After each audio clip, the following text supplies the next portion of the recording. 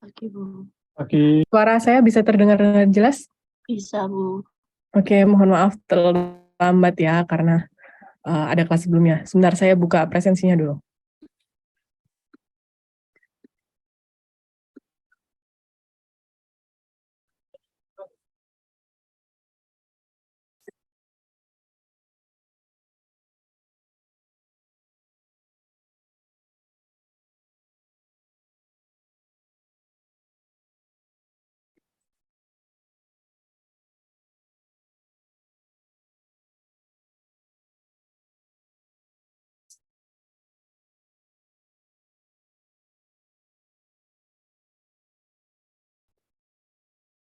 Oke, presensinya sudah saya buka. Silakan melakukan presensi dulu.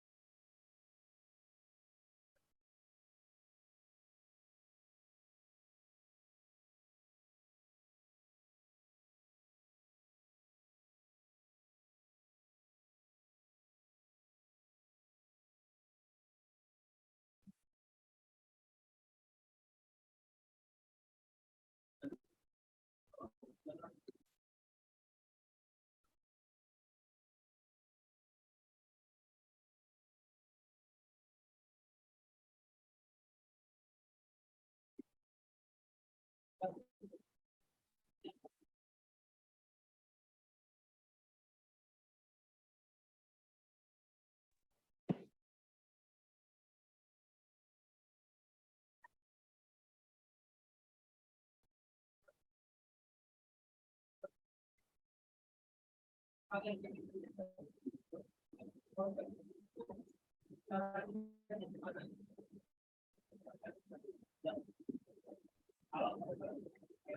materi yang saya share sudah terlihat?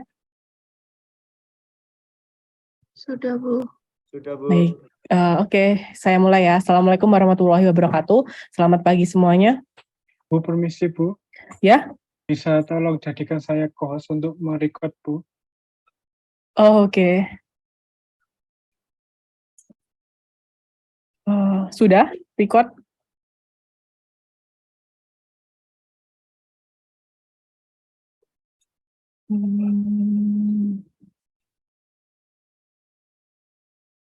Sudah? Recording in progress. Oke, saya lanjutkan ya.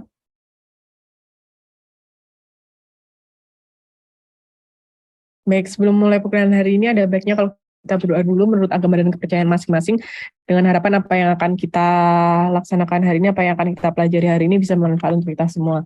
Amin. Berdoa dipersilahkan.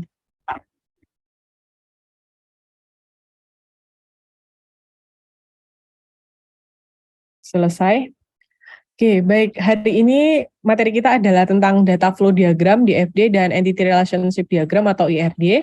Yang seharusnya hari ini yang mengampu Bu Weni, tapi kita ada switch, jadi 2 minggu depan baru Bu Weni yang mengampu mata kuliah basis data ini. Next.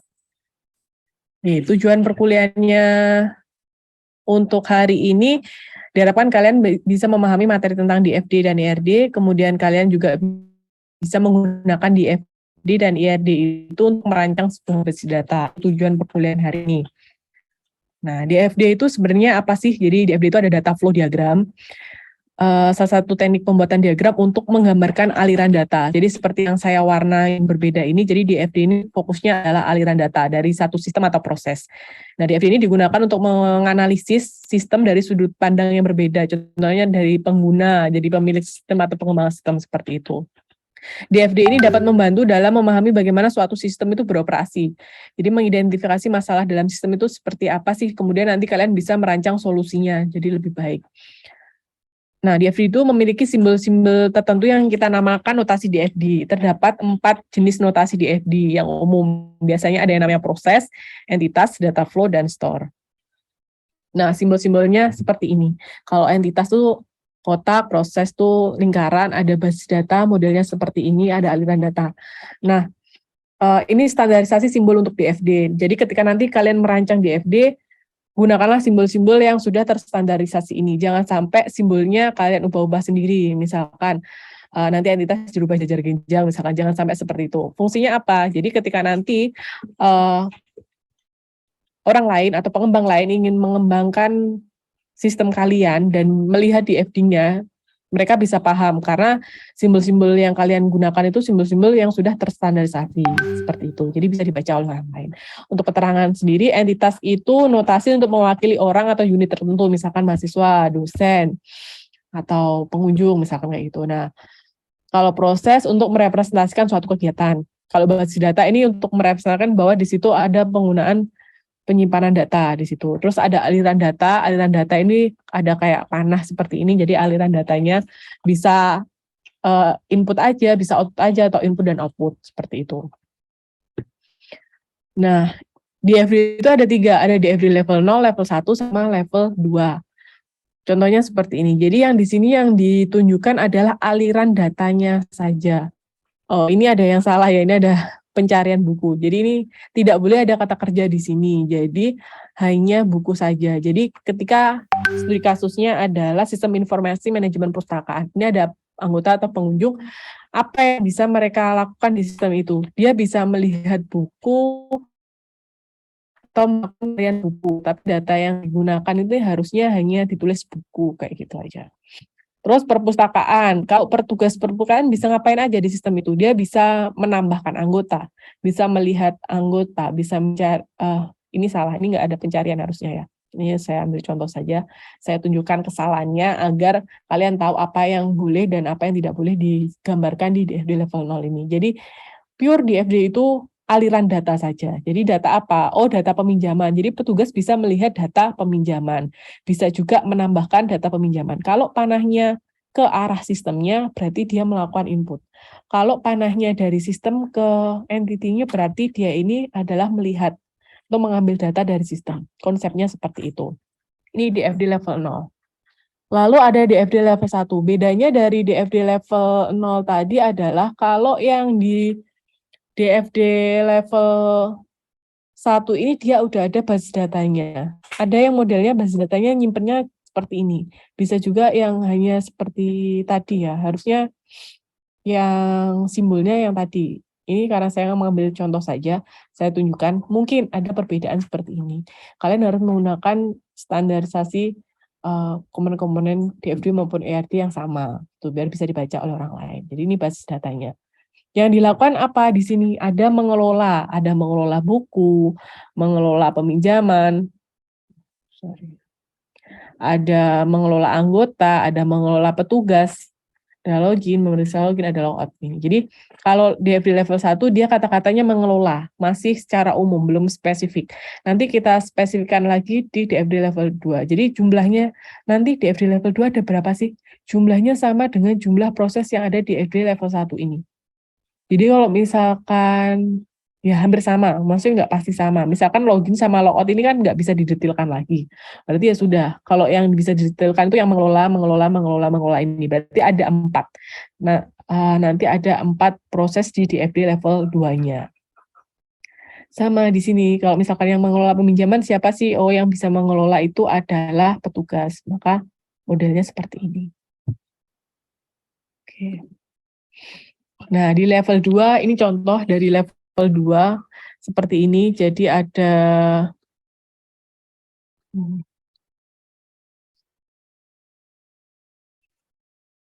jadi yang mengelola tadi di breakdown lagi. Jadi apa? Jadi misalkan mengelola petugas ada melihat petugas, mencari petugas, terus menambah petugas, mengubah petugas, ada menghapus petugas. Nah, jadinya seperti ini. Dia melihat petugas berarti kan dari database-nya masuk ke entity-nya. Jadi modelnya seperti ini. Itu DFD level 2. Terus, nah, itu dulu. Dari DFD ada yang mau ditanyakan? Masih belum ada? Misi, Bu. Ya? Untuk pembuatan DFD ini menggunakan aplikasi apa, Bu ya? Oh, bisa juga aplikasinya bebas. Kalian mau menggunakan apapun bisa. Tapi kalau mau yang online, biar nggak memberatkan kalian, laptop kalian itu pakai Draw.io. Bisa juga Draw.io, itu bisa di situ ada komponen-komponennya. Nanti bisa saya tunjukkan gitu. Oke, pertanyaan lagi? Masih belum ada. Jadi konsepnya seperti ini. Nanti bisa sambil dicoba. Lanjut kita ke IRD. Jadi tahapannya untuk merancang database ketika kalian sudah menganalisis, kan kemarin ada tahapannya itu untuk merancang database itu seperti apa sih. Yang pertama kalau kalian lihat di slide yang kemarin kan ada analisis dulu. Dianalisis dulu bagaimana sistem yang akan berjalan. Setelah baru kemudian kalian membuat DFD-nya tadi. Data flow diagram. Flow-nya seperti apa sih dari entitas-entitas itu, siapa sih yang berinteraksi dengan sistemnya ketika DFD-nya jadi. Nah, ketika DFD jadi kan tadi kalian sudah lihat kemungkinan database-nya apa saja sih. Kemungkinan nanti baru didetailkan di yang namanya IRD ini. Jadi IRD ini merepresentasikan hubungan antara entitas. Biasanya digunakan untuk fase analisis dan perancangan basis data. Jadi IRD ini juga mempunyai simbol-simbol khusus. Simbolnya ada entitas, ada atribut, dan relasi. Jadi dari IRD ini nanti kalian bisa tahu tiap tabel nanti di basis data itu nanti ada kolom apa saja sih, seperti itu. Nanti DFD maupun IRD itu dapat membantu memahami kompleksitas hubungan antara sistem dan basis data itu. Untuk membuat basis data yang baik dan efektif. Seperti itu tujuannya. Contohnya seperti apa sih IRD itu? Oh, ini simbol-simbolnya dulu. Jadi simbolnya lebih banyak ya kalau IRD itu. Jadi di sini ada entity, ada weak entity, modelnya seperti ini, ada relationship, ada identifying relationship, ada atribut, ada key atribut, ada atribut multi-value, ada atribut composite, ada atribut derivatif. Nah, ini contoh simbol IRD-nya, dan ini ada contoh pengimplementasiannya. Jadi di sini ada atribut composite. Contohnya atribut composite yang mana ya? Ada yang bisa kasih tahu? Silakan berbicara. Nama. Oke, nama belakang. Ya, terima kasih. Jadi itu ya untuk nama komposit. Kenapa? Atribut komposit itu atribut yang masih dapat diuraikan lagi, misalkan alamat atau waktu ataupun nama. Di sini contohnya ada nama. Nama itu bisa lebih spesifik lagi, yaitu nama depan dan nama belakang kayak gitu. Oke. Kalau entity-nya apa nih entity-nya? Pegawai. Oke, entity-nya adalah pegawai. Jadi objeknya di sini apa sih? Pegawai. Kalau weak entity-nya apa nih weak entity-nya? Tanggungan. Nah, oke, makasih Natasha. Nah, jadi weak entity-nya adalah tanggungan. Kenapa? Tanggungan ini masuk ke weak entity. Jadi entitas yang kemunculan tergantung pada eksistensinya dalam sebuah relasi. Jadi ibaratnya pegawai. Tanggungan ini misalkan anak dan istri misalkan, atau suami dan anak misalkan kayak gitu. Nah, pegawai itu kan belum tentu punya tanggungan, belum tentu punya anak, belum tentu punya istri atau suami. Jadi tanggungan ini tidak pasti semua pegawai itu punya. Nah, ini dimasukkan dia sebagai weak entity seperti itu. Nah, relationship, oke, jadi menghubungkan nanti misalkan pegawai memiliki tanggungan kayak gitu. Kalau atribut ini mendeskripsikan entity itu. Jadi entity pegawai dia kan pasti punya nama, ID, tanggal lahir, gelar, bla bla bla kayak gitu ya. Kalau key atribut ini apa? Yang jadi key atribut di sini? ID pegawai. Ya, oke, ID pegawai. Di sini adalah ID pegawai. Key atribut apa sih? Jadi key atribut itu digunakan untuk membedakan data secara unik. Misalkan yang biasa digunakan sebagai key atribut itu bisa NIK, bisa NIM, bisa nomor peserta, atau kalian NRP, kayak gitu kan ya. Nah, dari satu key itu nanti kita bisa tahu, misalkan yang mempunyai NRP belakangnya 043 itu siapa sih? Namanya siapa, tanggal lahirnya siapa, gelarnya apa, umurnya berapa. Nah, nanti dia bisa tahu dari situ. Gitu. Kayak atribut. Kalau atribut multi-value-nya apa di sini? Hanya ada gelar. Gelar. Oke, kenapa kok disebutkan gelar ini atribut multi-value ya? Karena kan untuk nama kan biasanya kan ada SCOM, ada ST banyak kan. Maksudnya kan kan gelarnya banyak. Oke, jadi satu orang itu kan mungkin memiliki beberapa gelar kan. Jadi gelar di sini multi value. Nah, kecuali kalau itu jenis kelamin kan sudah pasti kan hanya ada 2, jadi itu bukan multi value. Dipilih salah satu gitu ya. Kalau gelar kan bisa banyak, satu orang bisa punya banyak gelar, jadi dia pakai multi value. Oke. Terus ada atribut derivatif dihasilkan dari turunan, misalkan umur dari tanggal lahir. Jadi ini gambarnya kurang ya. Umur ini harusnya derivatif. Kenapa? Jadi umur ini didapatkan, jadi nilainya nanti akan berubah tergantung dari sekarang itu tahun berapa. Jadi dapatnya itu dari turunan hasil tahun sekarang dikurangi tanggal lahirnya gitu. Nah, ini contoh-contohnya. Simbol IRD itu penggunanya seperti ini. Nah, nanti ada namanya derajat relasional. Jadi menunjukkan himpunan entitas saling berelasi. Jadi tadi kan ada relasi. Nah, di sini ada 3, ada unary degree, ada binari, ada ternary. Jadi kalau misalnya manusia menikah dengan manusia, berarti kan dia hanya menggunakan satu entitas, berarti pakai unary. Kalau menghubungkan 2 entitas, pegawai sama kendaraan, pegawai memiliki kendaraan, berarti nanti binari. Kalau ada 3 entitas, pegawai bekerja pada sebuah proyek, pegawai bekerja di kota tertentu, berarti dia masuk ternary degree, kayak gitu.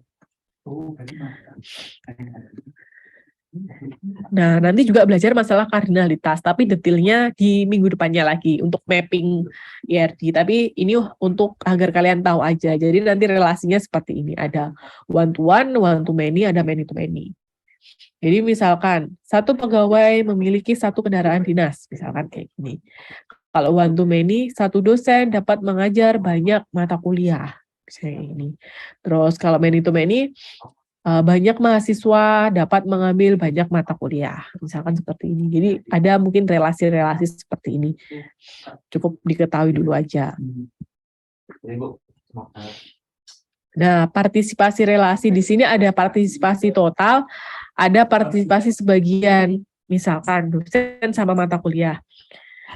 Ini dia contohnya adalah partisipasi total, maksudnya nggak akan ada dosen kalau nggak ada mata kuliah, nggak ada mata kuliah kalau nggak ada dosen. Ibaratnya kayak gitu, dua-duanya itu saling berpartisipasi total. Jadi kan nggak mungkin dosen mengajar apa kalau nggak ada mata kuliah. Mata kuliah diajar siapa kalau nggak ada dosen. Maka ini menggunakan partisipasi total. Jadi seperti ini konsepnya. Terus ada juga partisipasi sebagian. Kalau partisipasi sebagian ini contohnya dosen dan koordinator. Jadi kan nggak semua dosen jadi koordinator, kan hanya satu dosen aja. Nah itu maka yang dinamakan partisipasi sebagian. Jadi satu dosen mengkoordinir banyak dosen kayak gitu. Itu partisipasi sebagian. Nah, nanti ketika kalian merancang IRD harus detail seperti ini. Partisipasinya seperti apa sih? Kardinalitasnya seperti apa sih? Suatu entitas atributnya apa aja sih? Itu harus detail. Agar nanti benar-benar data yang tersimpan itu benar sesuai dengan keperluan. Nah, misalkan ini ada contoh IRD perpustakaan. Jadi di sini entitinya ada buku, anggota, peminjaman, terus ada petugas. Di buku di sini ada, ini apa yang mengarang ini? Apa ini namanya? Atributnya? Atribut multi value. Ya, multi value. Kenapa multi value? Karena kan satu buku biasanya pengarangnya ada 2 atau 3 gitu, aja satu. Jadi dia menggunakan multi value. Oke, nomor telepon dia juga multi value. Jadi konsepnya seperti ini. Jadi di buku biasanya ada pengarang, ada judul, ada kategori, penerbit, tahun, ID buku kayak gitu. Dia dipinjam oleh di sini nanti ada ini contoh dari mapping, nanti ada juga kenapa ada entity namanya peminjaman gitu. Kenapa kata kerja? Nanti ada dijelaskan. Ada yang tanya. Oh, kenapa ini? Link presentasinya belum adakah di etol ya? Sepertinya sudah deh. Oh, presensi, link presensinya. Link presensinya di etol ya? Ada yang belum presensi? Oke. Aduh, back dulu. Usah gitu. Oke, jadi di situ ini konsepnya IRD. Terus, nah di sini nanti setiap entity punya primary key. Primary key-nya apa? Kalau buku berarti ID buku. Kalau anggota dia ID anggota. Kalau petugas dia username, bisa juga seperti itu. Nah, kalian harus belajar detail sesuai dengan studi kasusnya kalian masing-masing. Seperti itu. Ada yang ditanyakan?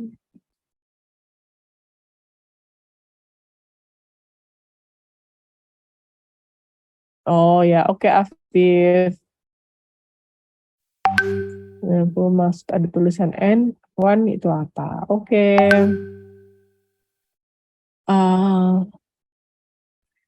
Jadi identifying yang IRD tadi itu digunakannya kalau pas atributnya weak tadi. Kalau enggak normalnya ya pakai relationship biasa seperti ini aja. Terus 1 sama N itu apa? Ini masalah relasi. Jadi bacanya kayak gini. Ini kardinalitas yang tadi, materi kardinalitas tadi, sub materi kardinalitas. Jadi 1 buku boleh dipinjam banyak peminjam. Jadi ditulis one to many kayak gitu. Kalau mau contoh sebelumnya, ya ada hubungannya sama kardinalitas ini. Jadi kalau dalam dunia nyata, 1 dosen itu bisa mengajar banyak mata kuliah kan. Jadi ditulisnya 1 dosen mengajar banyak mata kuliah. N sama M ini kalau misalkan many to many, dia simbolnya biasanya yang dipakai N sama M. Gini. Itu sih. Nah, nanti silakan dicoba untuk mengimplementasikan di studi kasusnya masing-masing. Oke, saya lanjutkan dulu. Ini contoh IRD, bisa dipelajari lain lagi. Nah, jadi perbedaannya antara DFD sama DRD itu apa? Jadi kalau dari tujuannya, DFD itu menggambarkan aliran data pada suatu sistem. Jadi fokusnya adalah aliran data, kalau IRD itu hubungan antara entitas di sistemnya. Notasinya ada proses, ada entitas, ada data flow, ada store. Kalau IRD ada entitas, atribut, sama relasi aja. Nah, kalau lingkupnya otomatis fokusnya di ED tetap aliran data, kalau yang ED relasi antar entitasnya seperti apa.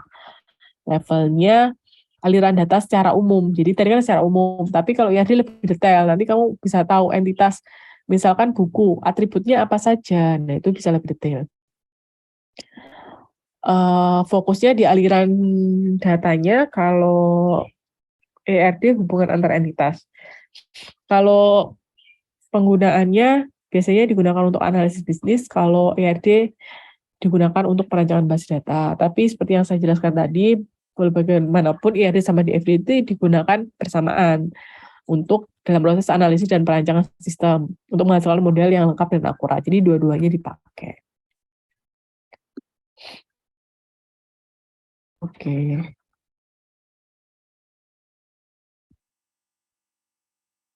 Oh, ada kuis. Oke, nanti deh. Itu dulu. Ini referensinya.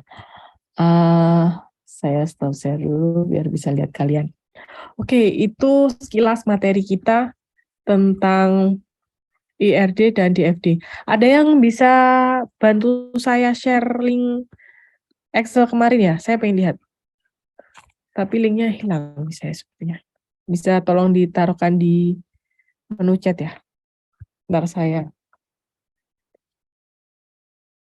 Recording stopped. Ya, stop dulu recordingnya.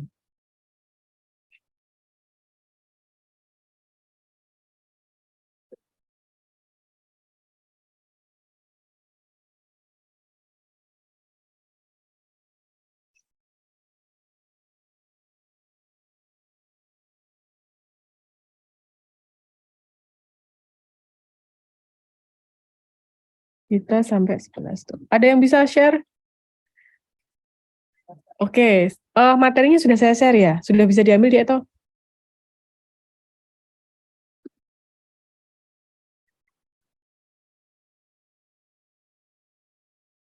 117 yang sudah presensi, masih saya buka. Oh ini, terima kasih Natasha. Kalau materinya sudah ada, silakan dibaca-baca dulu. Mungkin kalau sempat nanti kita kuis ya di Kaho tadi. Jadi dibaca-baca dulu aja. Misalkan kalau memang belum pernah menggunakan, belum pernah merancang basis data, mungkin belum tahu ERD gimana, DFD gimana, kolom komponennya apa aja gitu. Silakan dibaca-baca dulu. Nanti siapa tahu keluar di kuisnya gitu ya. Ada waktu 10 menit lah, baca-baca dulu. Kalau belum jelas nanti bisa ditanyakan.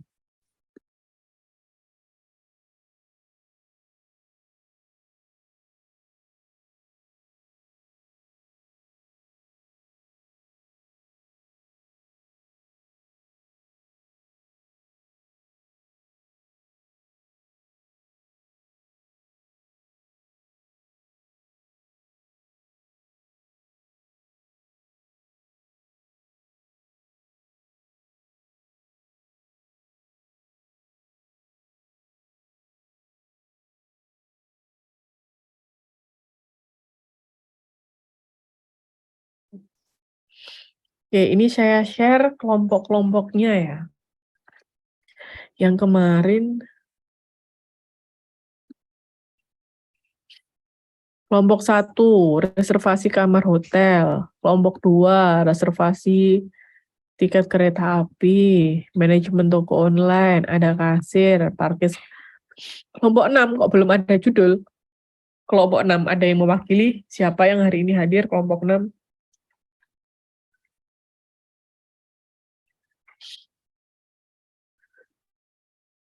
Ada reservasinya beberapa jenis, ada tiket kereta api, tiket pariwisata, pengaduan sekolah, tabungan kelas. Ini salah satu, kelompok 9, terus salah satu juga mau tabungan kelas atau perpustakaan aja. Reservasi tiket pesawat tadi buahnya sudah ya? Ya. Masih ada yang kosong nih, banyak yang kosong. Pembayaran iuran sekolah. Oke.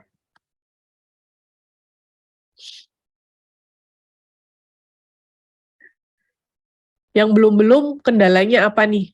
Mungkin bisa share. Kita diskusi juga di sini. Ini tadi apa? Draw.io.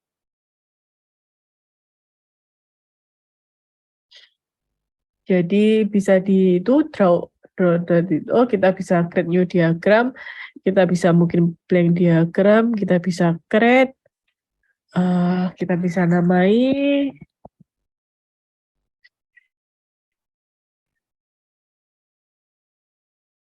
Oke, kayak gini.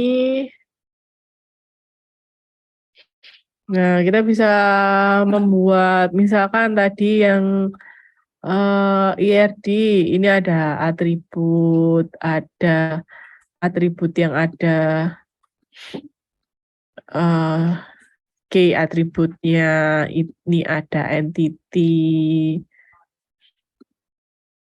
Jadi ada semua. Ada derivatif atribut. Ada banyak, bisa dipilih. Untuk relasinya ada one to one to many to many. Ada banyak sekali di sini. Ini bisa tadi, atau bisa juga di sini flow biasa, pakai ini juga bisa. Nah, ini tinggal diisi aja. Tinggal di drag and drop aja, terus nanti bisa disimpan, bisa ekspor juga, ASPNC, JPG juga bisa, semuanya bisa, gitu. Bu, permisi Bu. Ya. Untuk tugasnya nanti itu hanya membuat IRD atau sama dengan membuat database juga? Ya, jadi tugasnya kalian silakan berkelompok nanti sesuai kelompoknya. Kalian buat mulai dari DFD-nya. DFD level 0, level 1, level 2. Seperti itu. Sebentar saya stop share, saya ganti dulu share yang lain. Nah, gimana letaknya dia?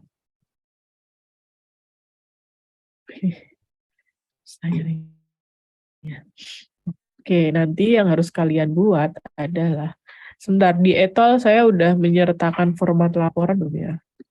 di kelas ini. Oke, nanti saya tambahkan format laporan.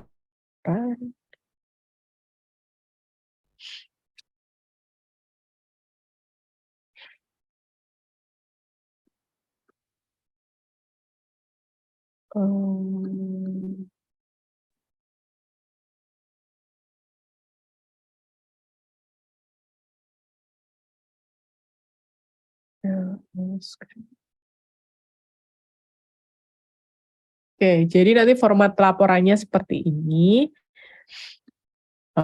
Jadi kalau ini berarti punya kalian laporan basis data. Ini apa nih? Oh ya,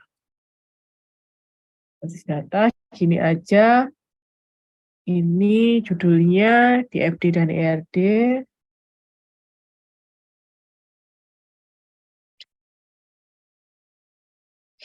Jadi kalian tulis namanya, nama kelompok kalian, terus ini kelasnya apa ya, PJJ ya. Tiga PJJ ya, atau apa, lupa saya. Oke, kayak gini. Nah, nanti ditulis misalkan ini gini. Oh, itu nanti dalam apa? Ini berarti ada dua, Bu. Maksudnya ada dua. Yang pertama itu menjelaskan presentasi sama membuat laporan juga. Nggak usah. Dibikin di laporan ini aja. Oh, oke.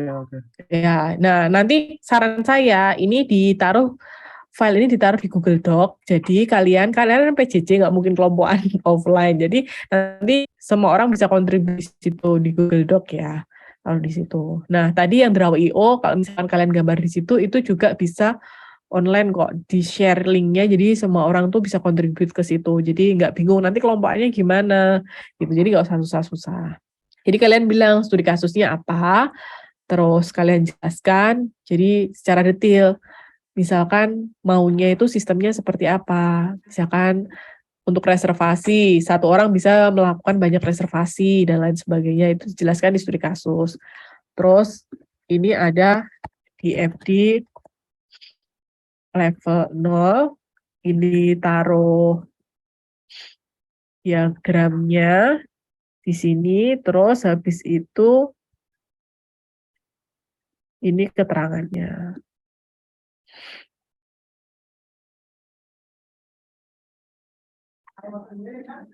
Di level 0 ya seperti apa? Di sini gambarnya, ini keterangannya, terus begitu juga seterusnya. Saya jadi dihilangkan dulu.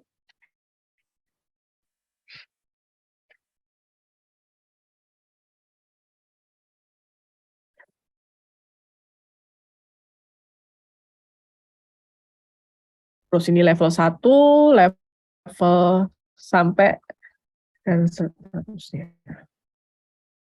Oke, jadi seperti ini. Jadi gambarnya seperti apa, keterangan gimana sampai nanti ERD. Terus kelasnya, ini nama kelasnya, nama kelompoknya berapa, terus ini berarti pertemuan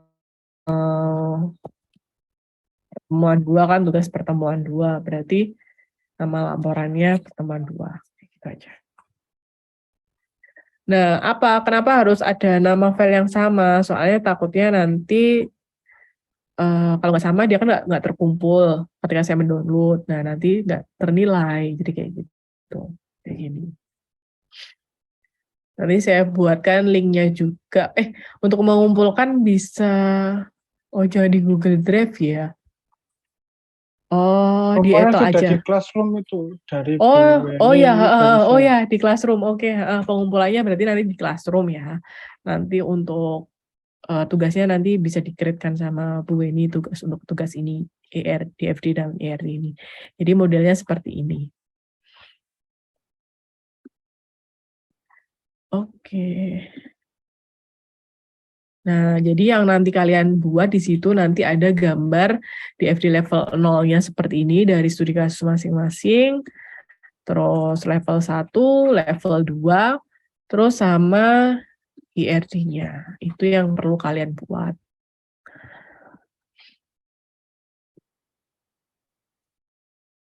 Itu, oke.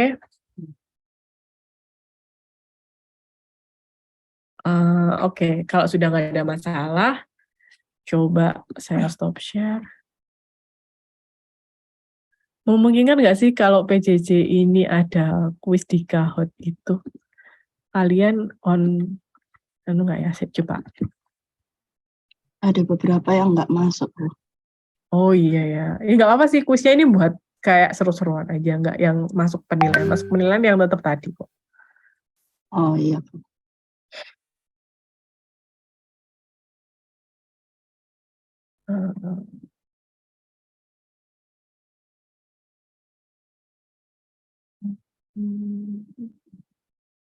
Sambil dipelajarin aja, siapa tahu ada yang perlu ditanyakan.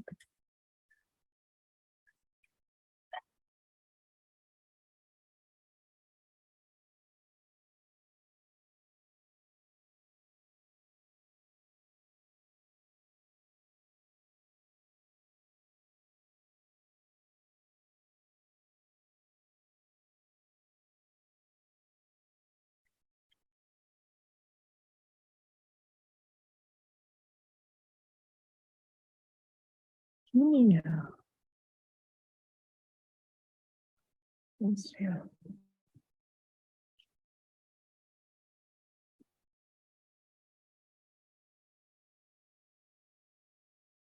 Udah ngerti semua ya. Jadi sebenarnya selain kuliah teori ini, nanti silakan kalian ada waktu sisa, waktu itu digunakan untuk mencoba merancang basis datanya secara kelompok itu.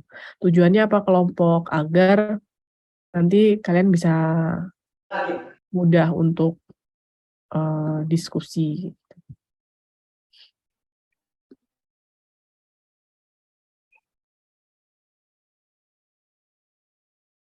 Kok hilang ya?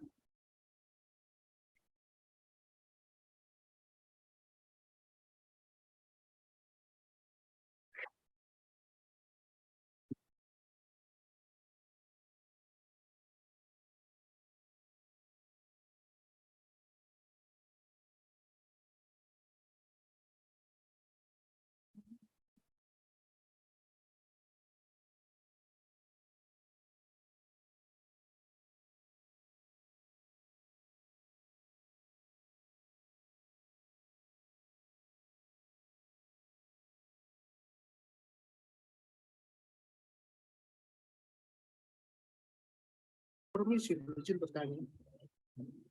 Iya, gimana?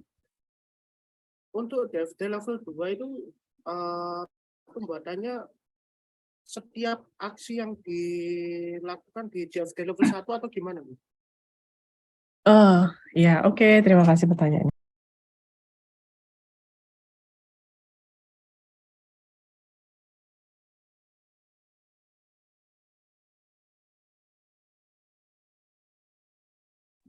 Oke, saya share screen dulu yang tadi. Oke, yang ditanyakan adalah DFD level 2. Jadi,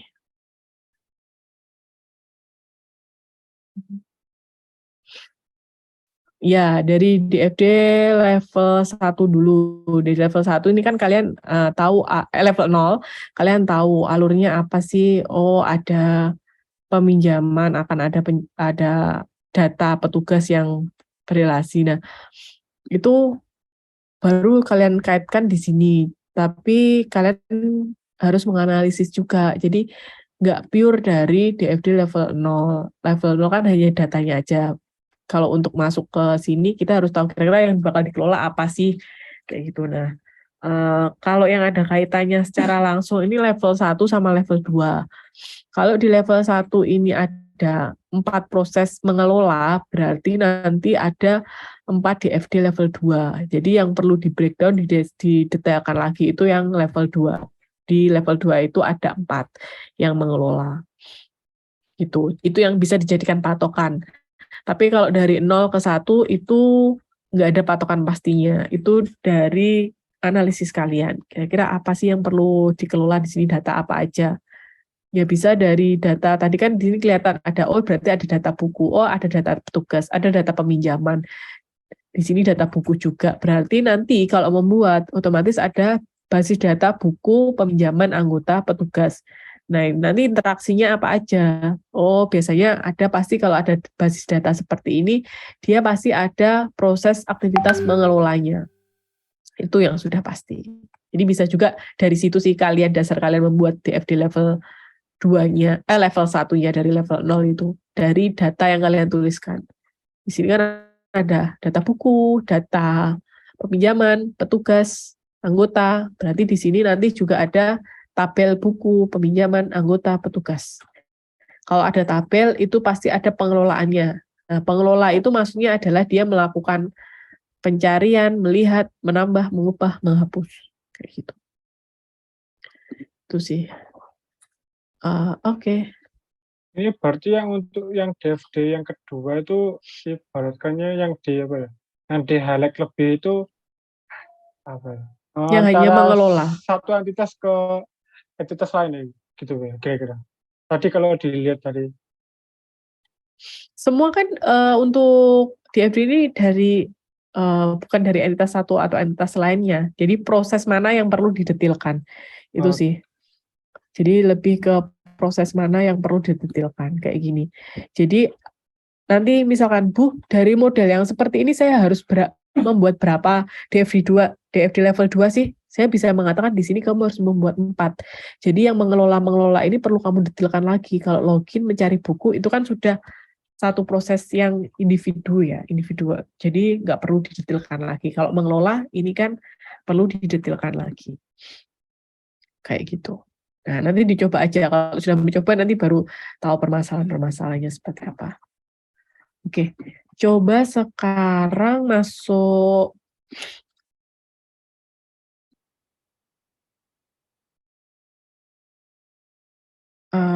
ke sini. Yang bisa aja, coba saya pengen tahu, bisa nggak sih ini kalian?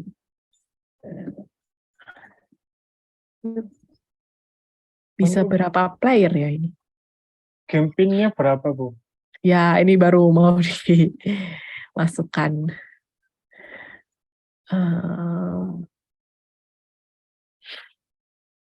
Proses, kok loadingnya lama. Classic mode, coba sih. Loading game pin, tunggu dulu.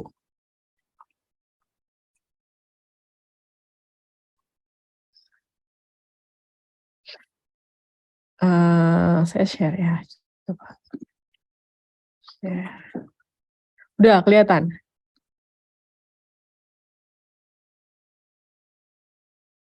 Itu game pin-nya. Belum ada yang masuk. Pakai nama samarannya nggak apa-apa kok.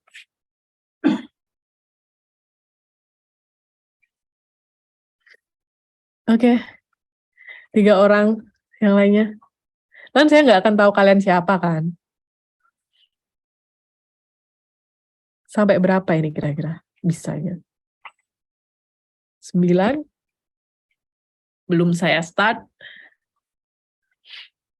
Oke, masih terus bertambah. Tunggu dulu ya.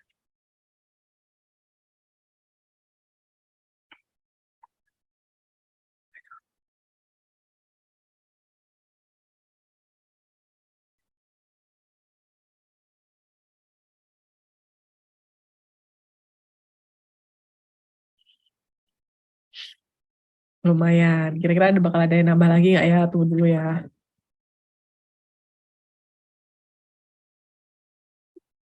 Oh, sudah limit ya. Berarti cuma untuk 20 orang ya berarti. Oke, dari 20 orang ini siap-siap ya. Kita lihat dulu siapa sih yang paling banyak. Saya start dulu.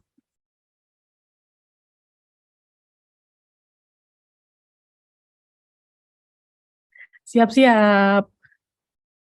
Apa ya pertanyaannya? DFD adalah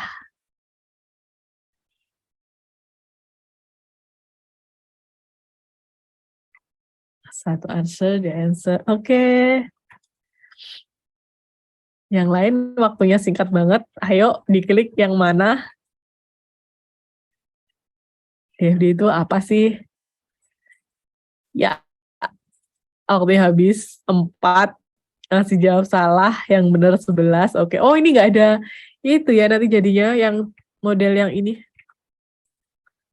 Nggak ada skor tertingginya siapa ya? Kali ya kalau yang modelnya kayak gini ya. Oke, nggak apa-apa, next. Oh, ada.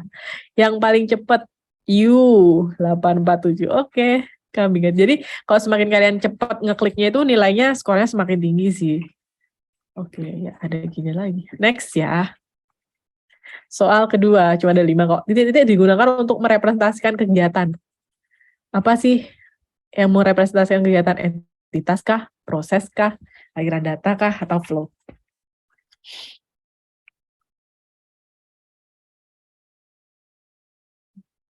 Bablas answer. Ayo cepet. Kalau semakin cepet nanti kalian dapat skornya banyak.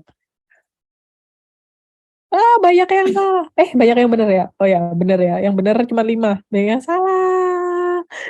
Wah, tadi disuruh baca nggak mau.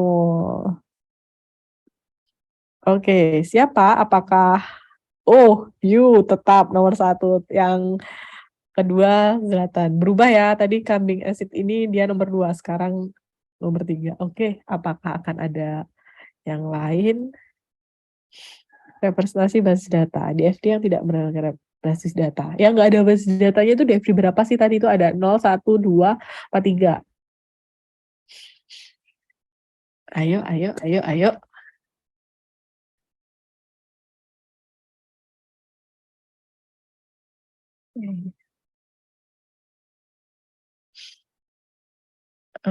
Oke, 9 yang benar. Nah ya, kita lihat. Akankah berubah? Oh, tetap. 1, 2-nya tetap. 3-nya. Ya, yang tadi hilang ya. Iya, oke. Masih ada kesempatan lain lagi. Tidak bertujuan merepresentasikan relasi antar entitas. Apa ya? Ayo.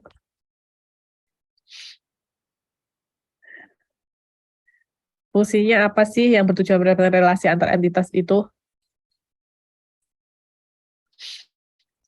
Yap, 11 orang benar. Masih ada aja yang salah ya. Wah. Atau nggak ngejawab nih. Oke, next kita coba lihat. Masih tetap. Wah, Pak Depokan. Dia langsung, tadi paling langsung klik gitu ya. Terus langsung bener, jadinya dia skornya tuh full. Jadi dia bisa membalap nih sekarang. Semakin sengit. Tinggal satu lagi ya. 1. Terakhir, relasi 1 dimiliki oleh, relasi bantuan, mana sih? Langsung dapet. Oke.